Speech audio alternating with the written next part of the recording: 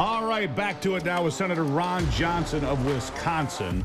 Senator, I really appreciate you being here. I'm hung up on a comment that was said to CBS News a couple of days ago from Frank Biden, one of Joe Biden's younger brothers. He said, "We're just grateful for whatever time we have left."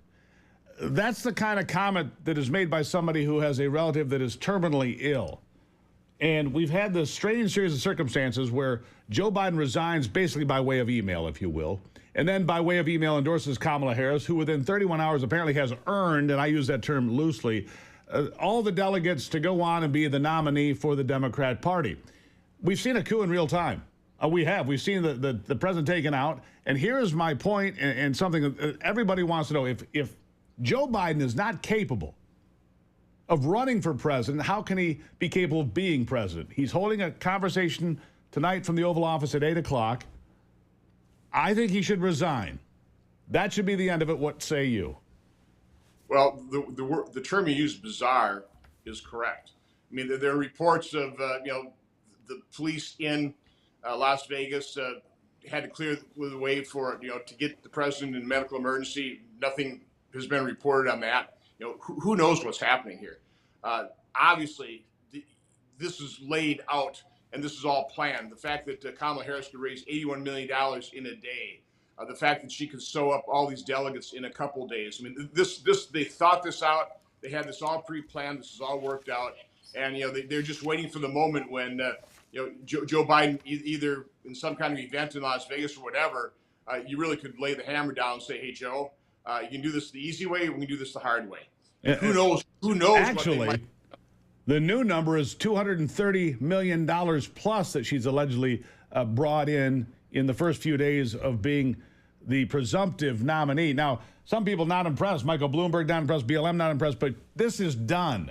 This has happened. And I've been saying from day one, do not underestimate Kamala Harris. You said during the break, do not underestimate the news media to fawn over her and prop her up. Yeah, I agree with that, too. It was the news media that elected Joe Biden from the basement.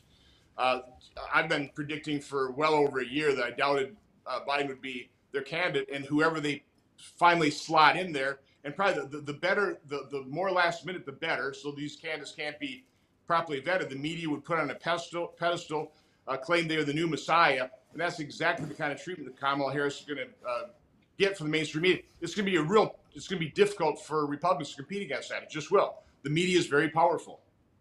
Absolutely, and they've already shown that they're going to talk about her being the greatest. I mean, the trumpets are played, the birds fly, the angels sing, and here she is, the greatest thing in politics in American history, and boom, that's how they present her. We know better. She is the border czar, but of course, they're now saying she was never the border czar, Senator. She was just looking into some of the, root reasons and causes of the mass flood of illegals into our country. Come on. These are her policies, too, whether it's Bidenomics or the border or endless wars or all these other entanglements that we have. The fact that 41% of Americans can't pay their basic bills today, it's on her and this administration. Where am I wrong? Well, first of all, keep an air sickness bag close at all times because the news media coverage is going to want to make you puke.